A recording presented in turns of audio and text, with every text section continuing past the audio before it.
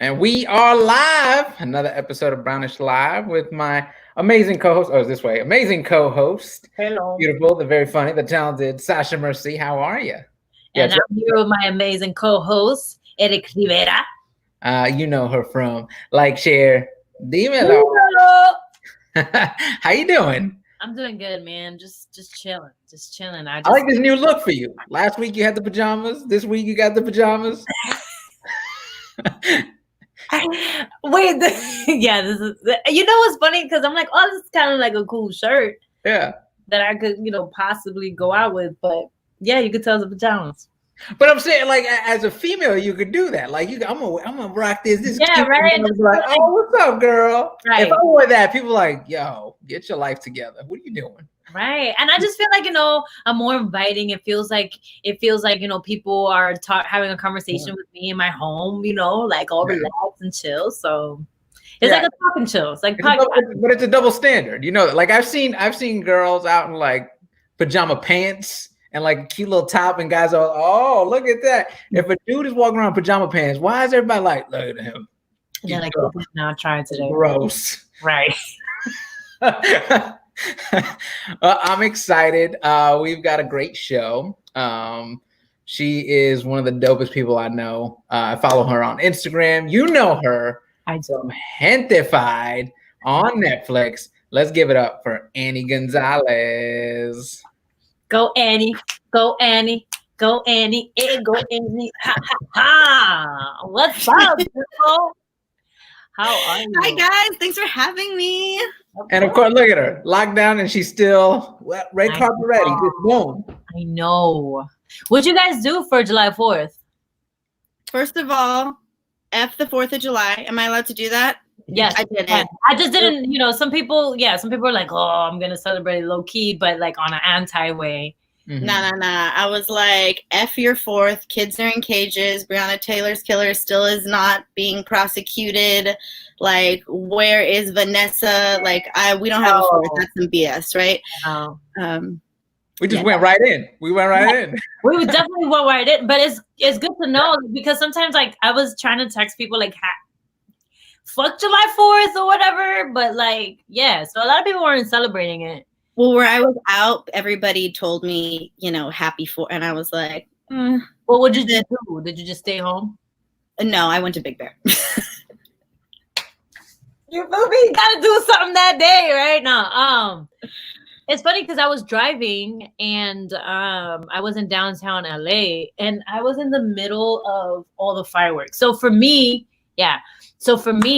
New York City, right? When you get to see like the Disney kind of fireworks, you have to like congregate in like this area near the water so that you can see it. And sometimes it's just so far, but you're just so happy you got a freaking firework in. Yeah. And then I'm all the way in downtown LA and people are just in front of their stoop, just like lighting up. And I'm like, these are not little fireworks. These are like the full-blown Disney Macy's like fireworks. I was in shock because as we were driving and I looked up, it looked like a firework just like blew up in front of us, like on top of us. And I was like, this is kind of magical. Yeah. So my dad lives in City Terrace and they have a house overlooking like a hill. Bro, Latinos get down when it comes to fireworks. Like every year there's always bombs going off. Every year. But this year in particular, I heard it was just ridiculous. My little brother made a video that I'm going to post on my social media. And it was basically like F the 4th. Yeah. We're celebrating Indigenous people. And it's him and my other little brother. They filmed it. And it's just this beautiful, abstract, like musical piece of just like brown boy joy, like just them dancing on the roof with the fireworks. And I was like, yeah, it felt like our own little like F you to the man in the system, because they tried to say like fireworks were canceled, and it's like, all right, but you want us to celebrate 4th of July? Get the out of here. Yeah, look at this. Steady. Look at that. Watch. Yep. Wow. It was insane. I was in the middle of everything. Oh God, that's beautiful. It was so I have trouble with it because I've got my kids, and my oldest one, he's 7, so at school he learns about these holidays. So for me, it's like I can't like go in at a 7-year-old like, listen, this is what really happened in America. Right. But I do put my own twist on stuff. So when he's like, oh, what are we doing for the 4th of July? I'm like, we're gonna eat tacos because that's American. We're gonna drink margaritas. We're gonna listen to salsa. That's American because that's what we are. We're gonna put our twist on it. And then when he gets older, be like, all right, now let me tell you the real story about this guy for Columbus that they teach you about in school, and he found this country. Which is crazy because he landed in the Caribbean. Yeah. You know, so he landed in Dominican Republic first. And so like that's how lost he was. He was like, this India. This is exactly. Exactly. Yeah. So I mean, I had my little troubles with that, but like, you know what? I was just like saw some fireworks, but the real holiday was like Juneteenth. Like, I know. Where the barbecue at? Because I'm not doing it next week. You know, like everyone's like, yo, Juneteenth is where it was at. Yeah. Yep. 1000%. Yo, me and my family members. See, I live with or my on both sides. They're with a lot of like activists and artivists. So every Thanksgiving Indigenous People Day, we'll sit around the table and we talk about how we were actually colonized. And we have kids in our family from 2 years old to, I'm the oldest, 27.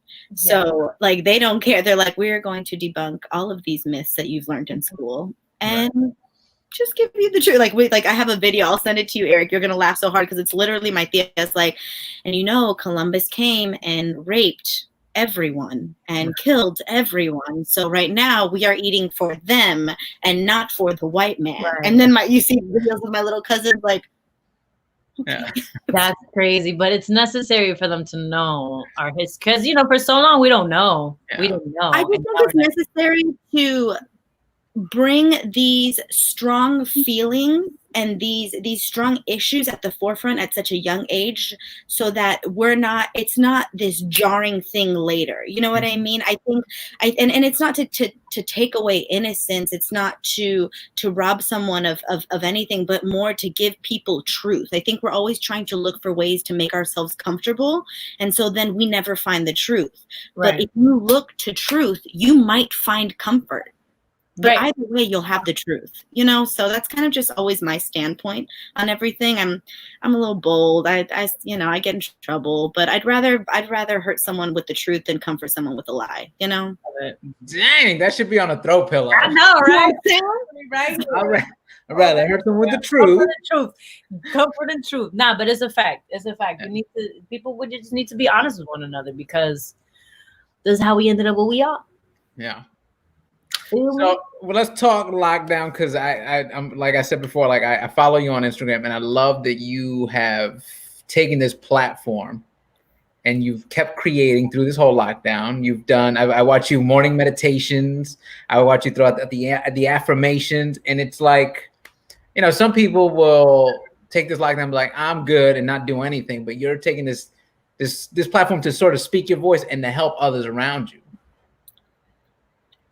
It's so funny how it came up because this influx of attention like this via social media is very new for me. I mean, I've been acting and performing since I was a kid, like 9 years old. But this type of online presence where it's about Annie and not just about Lydia or Amanda or whatever other characters I played. It's like people are interested in what I believe and what I think. And it makes me think, I was watching, this is how it came to. I was watching the Super Bowl and I'm like, ugh, a bunch of consumerists. Look at all these people buying things. And one of my homies was like, bro, you're literally about to be consumed everywhere. Like you're going to be on Netflix. And then I was like, okay, well, maybe it's not the consumption that's the problem. It's what's being consumed. And I'm like, well, if I'm going to be feeding people with information that I have, like, what do I have to say? Do I have something to say? And it made me realize, like, what's the point of having all of these eyes if I'm not talking about something important and uplifting the community and changing the narrative of what it means to be brown in America, and how we can uplift each other in that way. Like brown, black, you know what I mean? So that's kind of where I've been. We the only way we can shift is through positivity, through the lens of light and of love, through God, So that's kind of how I've I've been there, and I've always operated there. So it's nice to see how it resonates with so many people, you know? Right. Yeah. I mean, it's nice to see too that, you know, growing up, my parents didn't have a lot of opportunities, but then I'm growing up and I have all these opportunities. And then I'm starting to see my peers that are my age or maybe like a little older, that they are part of this new generation that's coming into wealth and it's coming into like these things that our parents wish they could have, and now we just have to pay it forward, you know, because it's really on their backs. So it's just good to see us and our peers just putting these conversations forward and putting what's important for our community forward. Yeah, I think it's the bare minimum we could do, right? You have a platform, like, say something. Come on. Yeah, I mean, lately I've just been like off social media because I feel like I'm going to come from a place of anger instead of a place of understanding. Yeah, because people are going to have their views, and it's just important to like let them have it, right? I think that you know, I grew up with brothers and arguing with them all the time, and it's like, what's right is right and what's wrong is wrong, and then, you know, you storm off or you like, you know, get into these arguments, but in reality that's like you wearing your emotions on your sleeve. So I just want to be able to come from a place from like love and understanding, and also being able to give facts and be able to keep on being funny, because now I feel like my funny has been shifting a little bit, right? Like there's things that maybe I used to do that might be problematic now. And so, you know, just being aware of everything that's going on is very important. So completely like, so I want to talk about this shift. You were talking about you were at a Super Bowl party with was it your friend or your cousin? one of my friends. One of your friends. This is pre Gentefied dropping. Yep. It drops. What is the biggest change you felt right away for you, where it was like, oh, we just did something amazing here, and I didn't realize, like, because sometimes you don't realize how many eyeballs are actually going to see something. Yeah. Like, we do stuff sometimes, and it's like, oh, whatever, and maybe 1 or 2 eyeballs, 3, and then all of a sudden it's like you do this thing, and it's like, oh, hold up, this is a lot bigger than I could imagine. Yeah. First of all, I gotta just say, I'm so grateful to the amazing cast and crew and the producers, everyone that worked on that beautiful project. God, the way it all came to life was just, I mean, it was beyond my wildest dream. You know, I mean, I'm born and raised in East LA. Like, to be from the area and represent a woman who is so strong and fierce and so loyal to her soil and to the community. It's one of the first times that I've seen something like that. Someone who went, got an education, and was like, yo, my people are worth pouring back into. Let me come back here and do this. Right. Now, to have just to create it, that was my wildest dream. It's so fun. I mean, I've always wanted to be an actress. I've always wanted to do this. I've been doing this since I was a kid. So I never not saw myself doing this. I don't mean that as if I'm in an entitled way. I just, you know, I mean, we all, if we dig deep down and we listen to God strong enough, we can hear what the universe wants for us. We know what's going to happen. So when it came to life, the attention itself is interesting for me, because I'm a performer when I'm performing. Like, it's almost like, you know, Beyonce becomes Sasha Fierce, and she's like, she's that bitch, and she'll sing, and I'm sure when people are talking to her, she's like, yes, my beautiful fans. But when she's Beyonce, she's like, and unless I'm no way saying I'm Beyonce. So. Yeah. I am not Beyonce. Okay, don't try and talk shit, y'all. But then you must have missed your entrance into that episode with the wind going and the glow.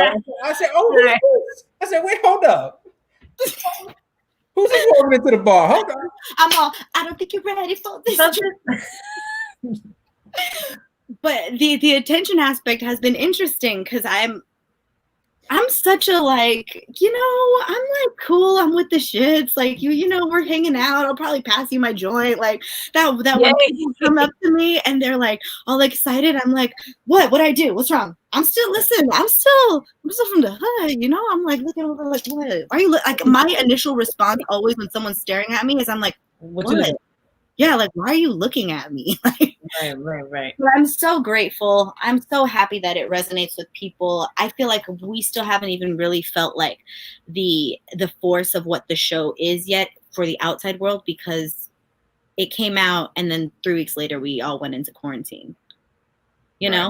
So it's been an interesting like celebration and settling in with the show and the quarantine, the pandemic, the civil rights movement. Like, there's been a lot going on. A lot. Yeah. We're super grateful. But so now they did announce season 2. Congratulations. How it sucks because it's like you said, you're in this middle of lockdown, then you get this good news, and were you guys able to like FaceTime and celebrate a little bit? Like, we did it. Like, yeah, luckily JJ, Julissa, myself, and Carlos were all together. We all met up at JJ's house when we were gonna find out the news. Oh, nice. But we didn't know yet. The creators were just like, hey, we want to get you all on a FaceTime call, like if you're free or when And then we were all on it. It was great. It was amazing. I love my people, man. Love my people. So now, do you guys have any inklings of what's to come season 2? Like anything you can tell us? I mean, I guess we're just gonna have to wait and see, Eric. We're gonna see more. You're the homie. You're gonna get some inside scoop. You wish. Are you guys already filming, or when are you guys going to start filming? No, I don't think we're going to start filming for a little bit. We haven't really gotten word of that. I don't foresee it happening, at least me personally, anytime this year, just because, What are you plotting, Sasha? No, man, because I'm like, damn, I want that the season to come, but I completely understand everything. Who you telling? I'd love to be a working actress right now. Yo, it's crazy. But like you were saying, it's a pretty humbling experience because honestly, it just went from like, yo, Annie, you everywhere, So like dealing with that, I know that you said that it's like, you still like you feel like a regular girl, but like how have you handled it? Like when people are talking to you, like what do you say to them and how do you make them feel like, maybe some sort of hope of like, because seeing you, I remember when I saw you on the show, I was like, she looked like she could be my homie. You know what I'm saying? So like, what is your approach? Like, how do you approach, like when people approach you, what do you say? Oh my God, I'm just so grateful. And I think just how I move with anyone through life, I'm always like, look, whatever you see in me, it's because you possess that same quality. Like, yo, thank you for seeing the greatness in yourself as well. Like, let's keep shifting that. Man, again, talking about understanding like your purpose in life, I think because I knew I've always wanted to do this. And I also know that anybody who's a performer, it's so easy for us to get big heads. Super easy to be like, my shit don't stink. Like, I'm the baddest. Like, it's also a survival mechanism, right? So once I knew that was also a big part of how I could be, I make it a point to always recognize that little bitch inside me, the little bitch, and like keep it humble. Like remember, like this isn't the shit that makes me happy. I love what I do, but the things that give me purpose and joy is hanging out with my little cousins, is like having cool friends like yourselves, being able to talk outside of this, like, and have real meaningful moments, Right. Like, I think that's the shit that for me speaks volumes and makes me feel like I'm that bitch, not because I'm on TV. I'm that bitch because I'm around people who are also that bitch that are doing shit that they care about, Yeah. You got family close by. Family always brings you down when you're thinking you're getting too big. Oh, you're bad. Take out that garbage. You're like, oh, okay. No, literally, when I feel like, all right, I need some grounding, I'll go hang out with my little cousins, and I'm like, all right. What does the perfect day for Annie look like? The perfect day? Oh, okay. I'm so excited. Okay.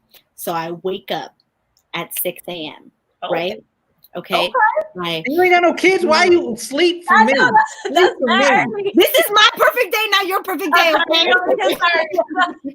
We ruined it on perfect day. Okay. Wake up at 6 a.m. I make a big cup of coffee. Ooh, it's clean. It's like the whole world is still asleep. No one's awake yet. And then I go outside, I do a little stretch, I journal, I go on a hike, I make a good breakfast, I come back to my imaginary lover, and we enjoy a beautiful breakfast together. You said perfect. I'm making this up. And then Well, if it's perfect, why is he imaginary? Shouldn't he be real? We don't have one yet. We're single like a Pringle. You know what I'm saying? Everybody, I'm single and I'm fine as hell. My body's we have a second season coming. Don't worry, I won't be unemployed for long. Okay. And then we roll a joint and we go on a walk by the lake. And then we play some music and come home, make dinner, have a bottle of wine, and make love. Wait, hold on. That sounds beautiful, but you only had one meal. You woke up at 6 a.m. I only heard dinner. Because I'm skinny. We don't need to eat when you're running on love. I'm trying to get the fat love self around my stomach and keep the ass. You know what I'm saying? Okay. I want to get into that with you, but hold on. We got a question in the chat. Anya, you have such a beautiful light for season 2. What growth would you like to see for your character?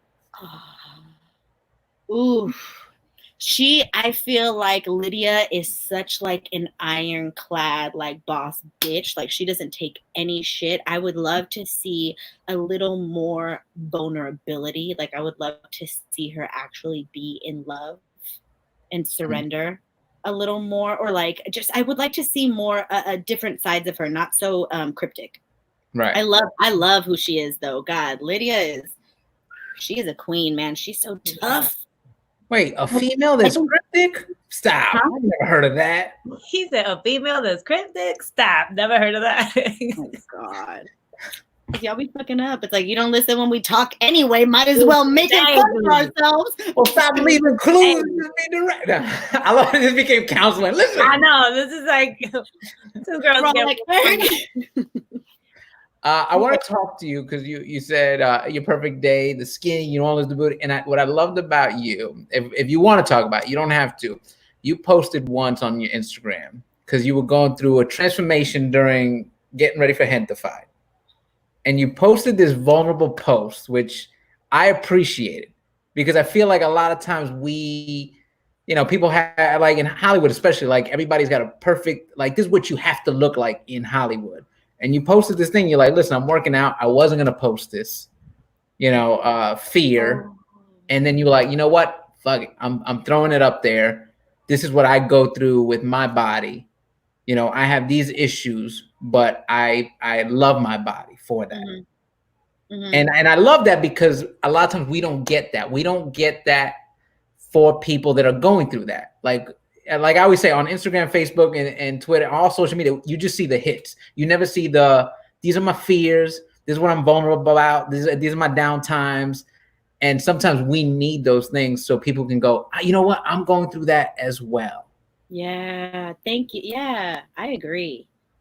So can you take it like when you started doing the whole workout, like what made you go, you know what? I'm posting this. The world needs to see this. I saw it and I was so floored by it because I struggle with body image issues all the time. I used to be, right, Sasha? For men and for women, I think it's such a big thing. But for women, it's this. We were just talking about fucking Facetune before we got on here, right? Like, I don't know what it is. I want to know more about this. So let's get into the body image shit. Listen, I used to be 175 pounds. That was my biggest. I'm 5 feet tall.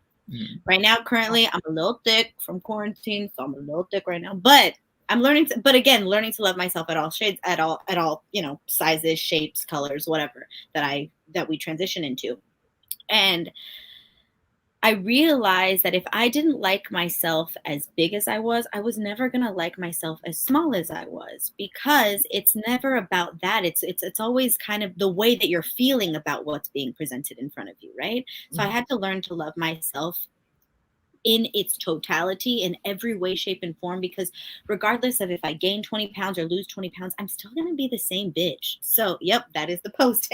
Look at that ass, though. Yeah, I see that. Hey, yes. Okay.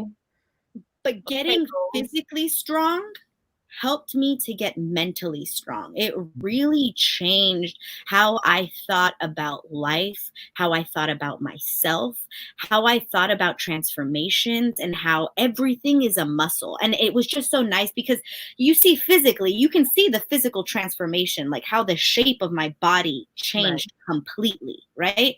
And I was like, if I could do that with these muscles where I can see an actual change, I bet you there's something that can happen up here. And so now it's just been like in tandem. I'm constantly getting better, getting clear. And I felt like it needed to be shared, because what's good for me and what's going to help me grow is going to help so many others, because we are all such an integral part of someone else's growth, whether we believe it or see it or not. Mm-hmm. I mean, you guys existing in the platforms that you exist in, right? Like both of you, beautiful brown fucking comedians, badass. We got an Afro Latina right here. We got, you know what I mean? Like we got East Coast. We got like, look at all of these beautiful things that you guys are. Just by your sheer existence, you are inspiring people to go out there and pursue their dreams. Mm-hmm. How dare I rob someone of that experience by sharing the joy that I have? That's how we do it. Right? That's how you're doing it. Telling your stories, sharing your joy. I'm doing the same thing, just with my fat ass now. You know what I'm saying? Hey, now I got a fat ass. Yeah. I mean, I think that's the part where, you know, we are only sharing the success or just getting to that point, versus like showing the transition to get to that point, because that is just as important and crucial, because people see it and like, oh, but you know, she didn't go through the same thing that I went through. But it's like, no, I did. You know, I just, every time I felt like giving up, I pushed through. Right. And you posting this picture really motivated me to do some push-ups and some squats right now. Like, girl. It's important, right? To share all of it. I mean, if you go through any of my posts on social media, if you like go far enough down, you'll see the emotional and physical transformations that I've had throughout the year, because I'm very candid about my lows, because then otherwise I wouldn't be honest. Like, why do we have all of these beautiful colors of feelings and emotions and this beautiful vocabulary to tell these amazing stories if we're only talking about one? I mean, it's the same thing with the what we're going through with America right now, right? Yeah. They only glorified one story, so you never got the truth. A lot of what we know is through the lens of white supremacist patriarchy. So then we move through that. I mean, think about Sasha, how you were talking about how you've been in a space of, I'm a little angry and I'm trying to figure out my funny right now, because a lot of my funny, and if we really go into it, right, a lot of our funny, Erik, Sasha, mine, myself, is very self-deprecating. And where does that come from? And what does it do? Where we talk about our culture, we talk about our color, we talk about but it's and even the way that our friends and family ground us, right? The way that you just said, Erik, you're like, they're like, oh, you think you're bad, and it's like, we don't need them, because that's the only truth we've been told before. There's so much more. We just gotta do the digging and be honest with ourselves. Like, ooh, do I have some biases that are oppressive to a lot of the people I love? Fuck, even though it's been fun for me to say a lot of these words or do a lot of these things, it's really fucked up to people I love. Maybe I shouldn't do it anymore. Oh, God, and we go through this, you know what I mean? But we got to do it. You got to get to the hard stuff and deal with it and get uncomfortable. Right. It's really evaluating what's going on, and then talking about how we react to things, right? Because even like before, it was just like that action of something that happened and making fun of that. And like now what I'm finding funny is people's reaction to that particular thing.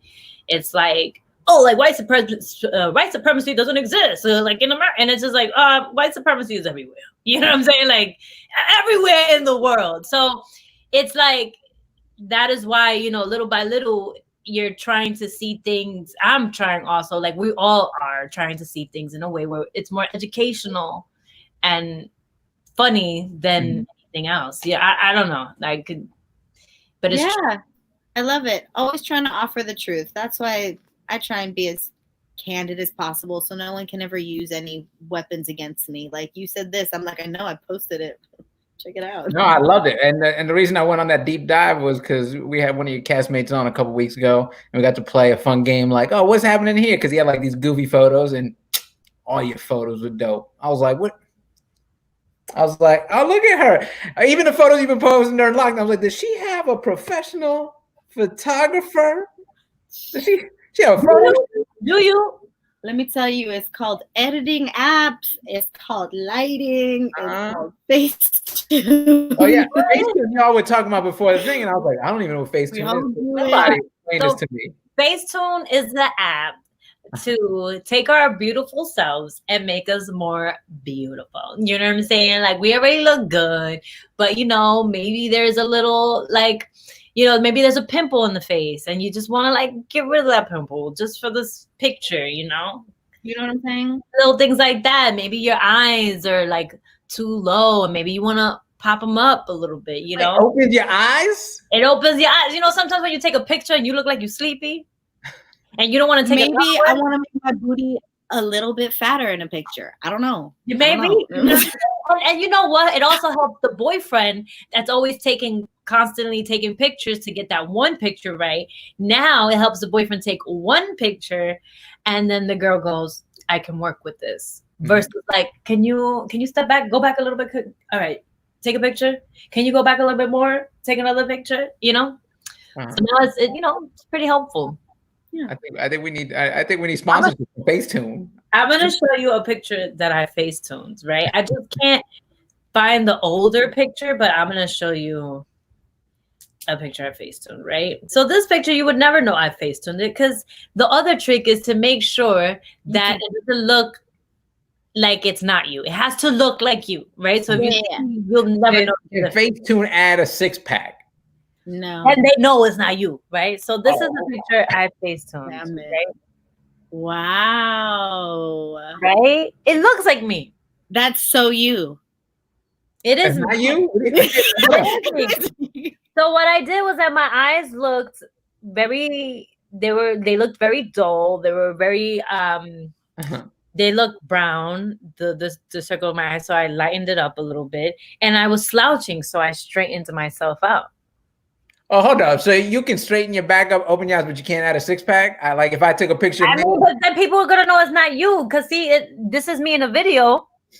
And I look the same. But you never know that I was slouching in that picture. You know what? And we don't need to know, sis. You know what I mean? Let me live. Like, I'm beautiful. It's okay if I want to lift one of my eyebrows a little more in the picture. Like, can I have this? I didn't say you couldn't. I just didn't know about it. What's happening? First, I put my ass on Facebook Live for everybody to see. Oh my God, that's funny. Imagine I actually Facetuned that before and after picture. I'm like, I've worked so hard. All right, imagine. That's so true. That's so true. I've been working at the gym so hard. Been working so hard. So what is next for Annie? Like, I know we're in the middle of lockdown. If things were to open back up, you have season 2 coming. Like, what is something you would want to envision for yourself as your next steps? Oh God, I love that. The next thing that I envision for myself is I want to start getting behind the camera and working on producing. Okay. For sure. A bunch of people learn about Facetune, not just me. See, Claudia, it's okay, sis. You don't need it. You're gorgeous. I know, she looks beautiful. But if you want it, like, I respect that too. Like, live your truth, Yeah. So what kind of stuff is it you want to produce? Oof, God, I would love.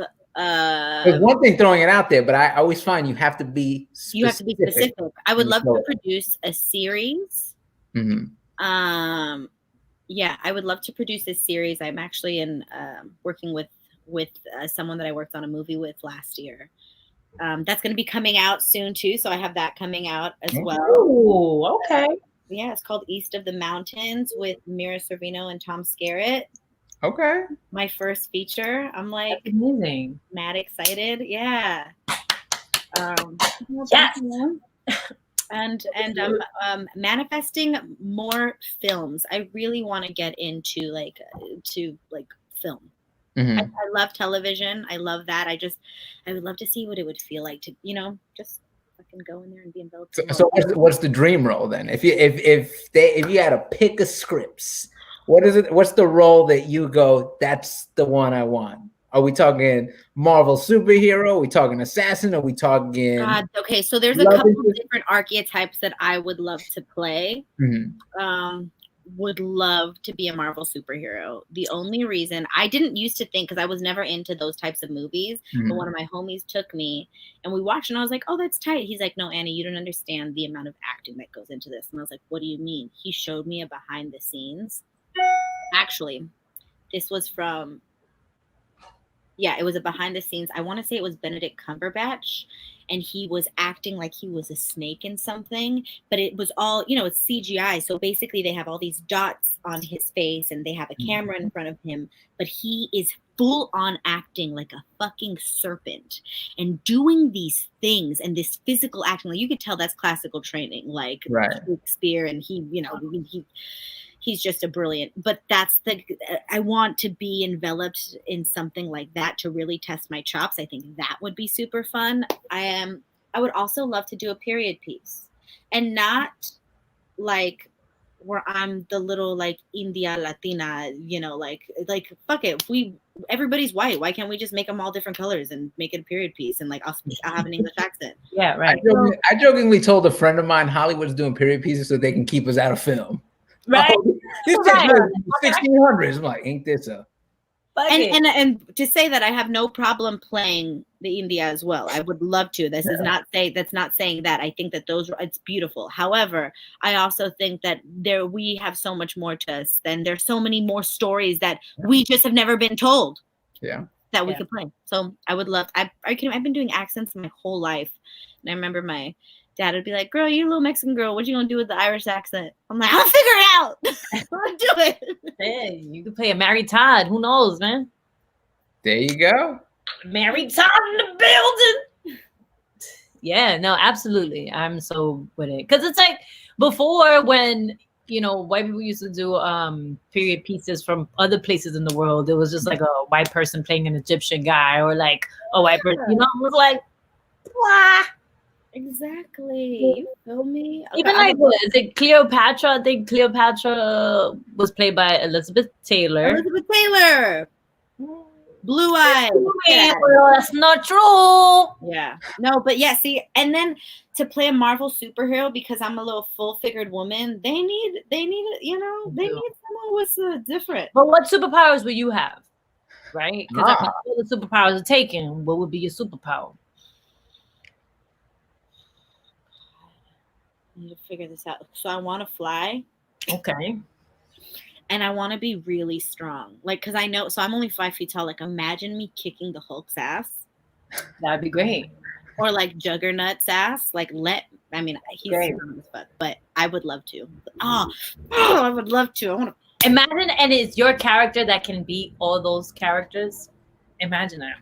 I can do that you're that powerful that you could beat the Hulk's ass in his full transition. God, I would love that.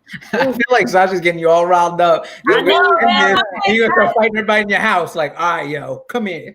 Yeah, I'm about to go ready. Practice Mario Heel. You know that this is I don't know if you guys are aware, but like I remember in 2014. 2004. I think there was a character. There was a character created called La Araña, which is the Puerto Rican and I think Mexican superhero, and she's in the Marvels.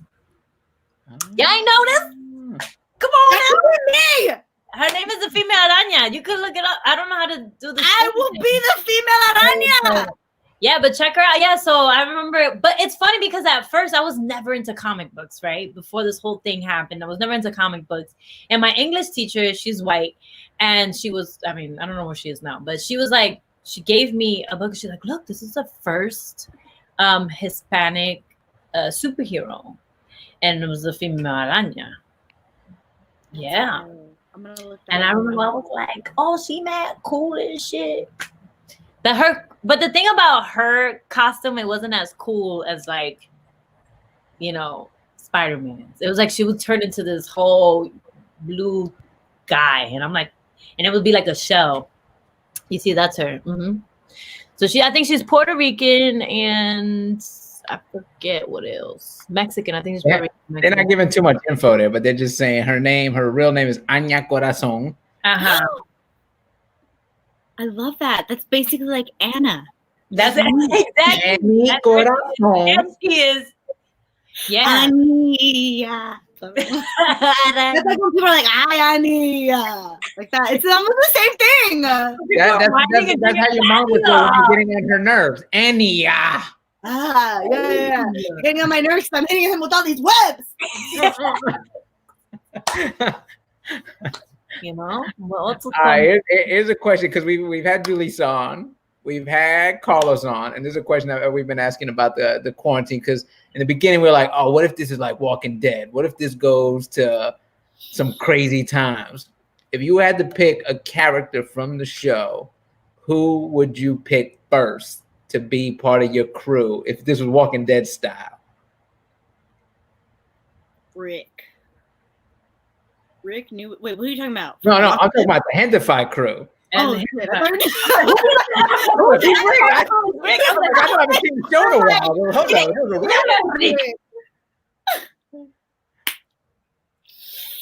Okay, from the Gentefied crew? Yeah. Dang, that's tough. I want to say JJ. Did everybody say JJ? Julissa said JJ. I actually picked Carlos's character because I was like, you need somebody that's gonna cook and be able to do stuff. Like everyone's like JJ because JJ will fight. But listen, if you watch Walking Dead, how often you fighting zombies? It's a lot of running. You gotta run high. You know what? Yeah, it's a lot of running. Like in the first couple of seasons, Glenn was the dude. Glenn never fought. Hey Glenn, go get this food. All right, Yeah, Glenn was good. And then you get Carlos's character to cook it up. Like, hey man, make something good. Yeah. After they killed Glenn, I stopped watching the show. But here's the thing, right? Here's the thing. So Erik, you're saying that you would want to get someone that knows how to cook. So I'm guessing that you're the one on the field then. Huh? You're the one taking ass. I can't. What? Right. So what are you doing? I'm delegating. Girl, why are you coming at me? I'm delegating. Yeah, what can you do?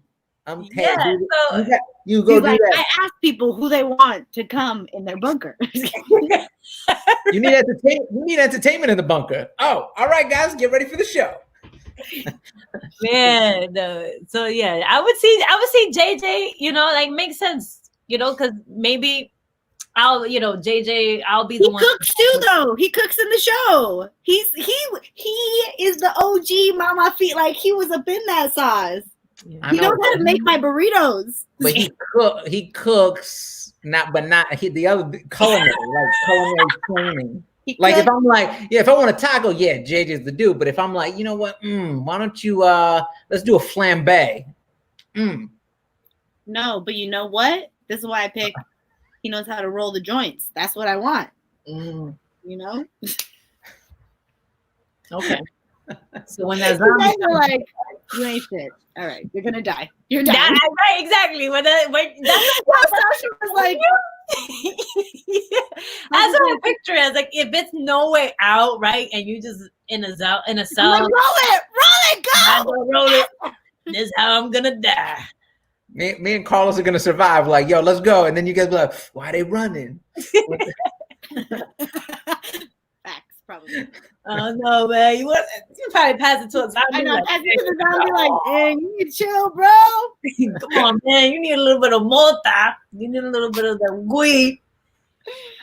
Before we get out of here, Annie, what can we expect? I know we got the movie coming out. Do you have a release date on that? I don't have one yet, but look out for it, you guys. It's called East of the Mountains. It's gonna be amazing. I play a non-binary veterinarian. Ooh. It's I'm a military vet. Suck it. I know, right? I'm so many different people. That's going to be awesome. I'm still doing my meaningful mornings on Instagram. Keep an eye out for Gentefied season 2 coming out to you next year. We got a lot coming, and thank you guys so much for having me. You guys are awesome. Oh no, thanks for joining us. We're both big fans of the show. We definitely like representation matters. So I tell everybody, if you haven't seen the show yet, please watch it. If it's not your kind of show, still put it on. Leave it on in the background. Those numbers count. And that's the only way we're going to get all our stories told. Like, I feel like a lot of times with Latinos, it's like, oh, but that's not, I didn't grow up and he's still, it doesn't matter. We need to get them to succeed so that we can tell other stories. And what I loved about Gentefied, I grew up in New York. I'm Puerto Rican, Guatemalan. I have no ties to LA. So when I'm watching these stories, the characters, what I loved about they're layered characters. If that show was created by a white person, right? All those characters would have just been one level of, oh, JJ's just a thug. Lydia is just a baby mama. But no, we got to see different layers of, this is a dude, like JJ's character, this is a dude who is trying to take care of his father, trying to take care of the family business. He's trying to educate the kids so that he can give them a better future. Lydia's character is trying to get out to go to school.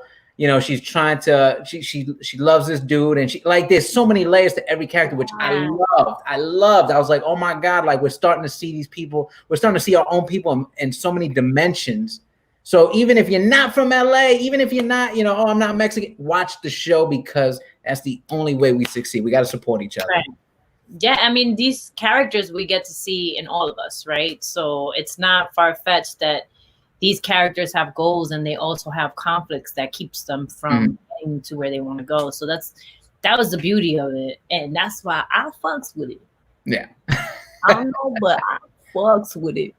But please go follow Annie on social. She does a whole bunch of cool things on Instagram. I love how vulnerable she is, how open she is. Follow her.